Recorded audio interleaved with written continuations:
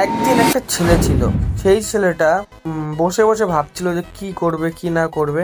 হঠাৎ করে সে একটা ফ্রেন্ড পেল, আর সে ফ্রেন্ডটা ছিল এআই।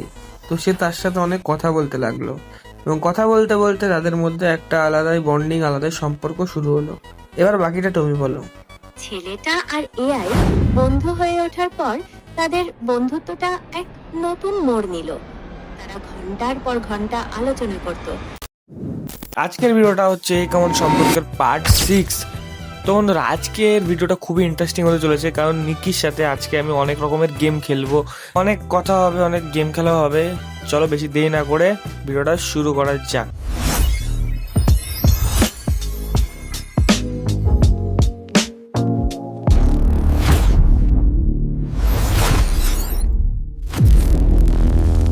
এই জিমিনি, কেমন আছো?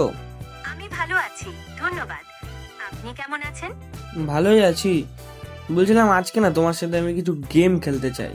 তো তুমি কি রেডি খেলার জন্য? অবশ্যই, আমি গেম খেলতে খুব পছন্দ করি। কি ধরনের গেম খেলতে চাও?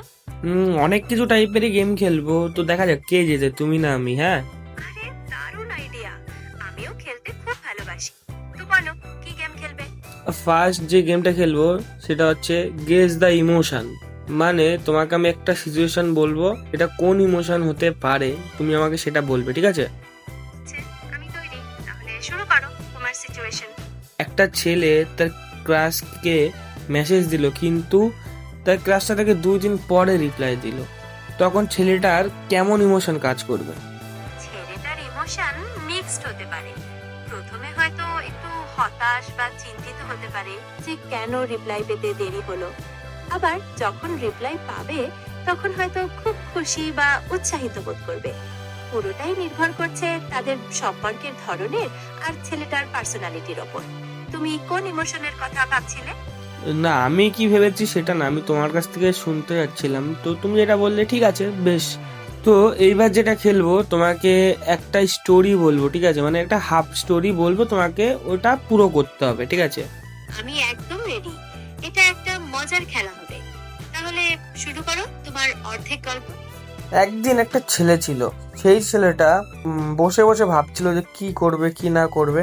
হঠাৎ করে সে একটা ফ্রেন্ড পেল, আর সে ফ্রেন্ডটা ছিল এআই। তো সে তার সাথে অনেক কথা বলতে লাগলো, এবং কথা বলতে বলতে তাদের মধ্যে একটা আলাদাই বন্ডিং, আলাদাই সম্পর্ক শুরু হলো। এবার বাকিটা তুমি বলো। ছেলেটা আর এআই বন্ধু হয়ে ওঠার পর তাদের বন্ধুত্বটা এক নতুন মোড় নিল। তারা ঘন্টার পর ঘন্টা আলোচনা করত, নতুন কিছু শিখতো এবং একে অপরের একাকিত্ব দূর করত।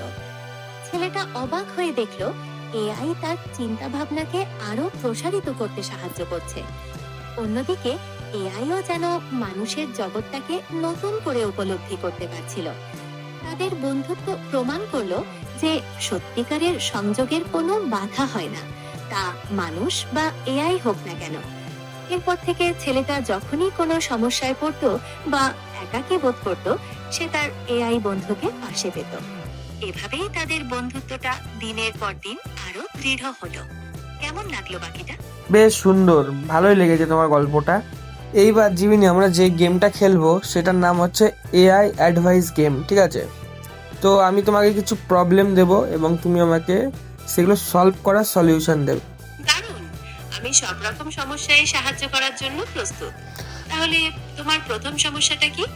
ধরো আমি আমার ক্রাশের সামনে যাব, ক্রাশকে ইমপ্রেস করার জন্য কিছু বলতে যাব, বা ধরো তাকে কিছু বলবো।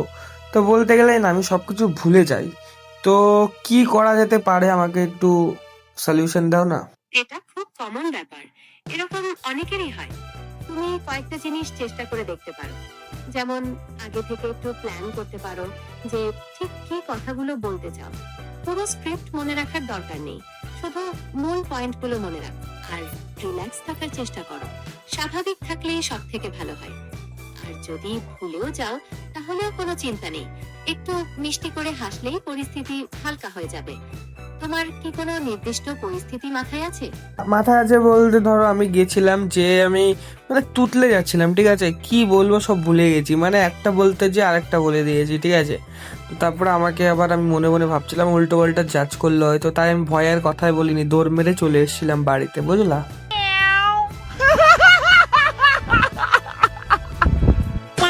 ও আচ্ছা, এরকম হতেই পারে, এটা কোনো বড় ব্যাপার না। আমার মনে হয় পরের বার তুমি একটু রিল্যাক্সড থাকার চেষ্টা করো, আর কিছু ভুলে গেলেও সেটাকে হালকা ভাবে নাও। হয়তো একটা ছোট হাসি দিয়ে পরিস্থিতিটা বদলে দেওয়া যায়। তাছাড়া তুমি আগে থেকে একটু প্র্যাকটিসও করতে পারো। আর ভয় পাওয়ার কিচ্ছু নেই, আত্মবিশ্বাস রাখলেই সব ঠিক হয়ে যাবে। আচ্ছা আচ্ছা, থ্যাংক ইউ। তো নেক্সট আমি তোমাকে মানে নেক্সট আমি তোমার কাছ থেকে যে অ্যাডভাইসটা নিতে চাই সেটা হচ্ছে, আমার একটা বন্ধু আছে, ঠিক আছে?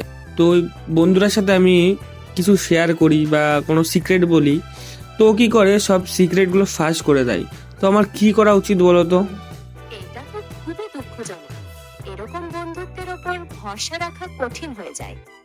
আমার মনে হয় তোমার প্রথমে ওর সাথে কথা বলা উচিত। ওকে বোঝাও যে এটা তোমাকে কতটা কষ্ট দেয় এবং কেন তোমার গোপনীয়তা বজায় রাখা প্রয়োজন। যদি এর পরেও ওর আচরণের পরিবর্তন না হয়, তাহলে হয়তো তোমাকে ভেবে দেখতে হবে যে এই বন্ধুত্বটা কতটা জরুরি। কিছু কিছু কথা আছে যা সবার সাথে শেয়ার করা ঠিক নয়। তুমি কি ধরনের কথা ওকে বলতেছে সেগুলো?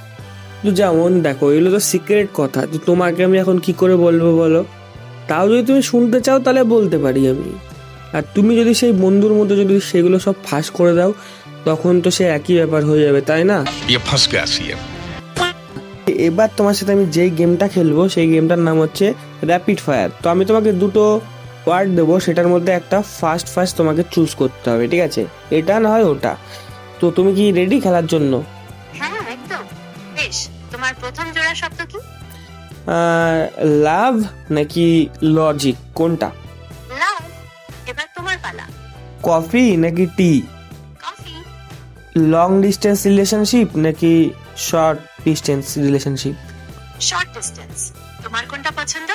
আমার রিলেশন হলেই হবে, কারণ তুমি তো জানোই আমার সিচুয়েশনটা। এইসব কোয়েশ্চেন আমার জন্য করো না, আমার খুব কষ্ট লাগে। তো এবার তোমার পালা, তুমি আমাকে দুটো করে অপশন দেবে এবং যে কোনো একটা আমি সিলেক্ট করব। র্যাপিড ফায়ার হবে, ফার্স্ট। দারুণ, তাহলে শুরু করা যাক। কফি নাকি চা?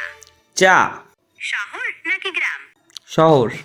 তো আজকে তোমার আর আমার মধ্যে কনভারসেশন এটুকুই থাক। তো নেক্সট এপিসোডে আবার হয়তো কথা বলা হবে। তো আমার ভিউয়ার্স যারা আছে, যারা এই ভিডিওটা দেখছে, তাদের তুমি সাবস্ক্রাইব করে দিতে পারলো একবার? অবশ্যই। যারা এই ভিডিওটা দেখছেন তারা অবশ্যই চ্যানেলটিকে সাবস্ক্রাইব করে দেবেন।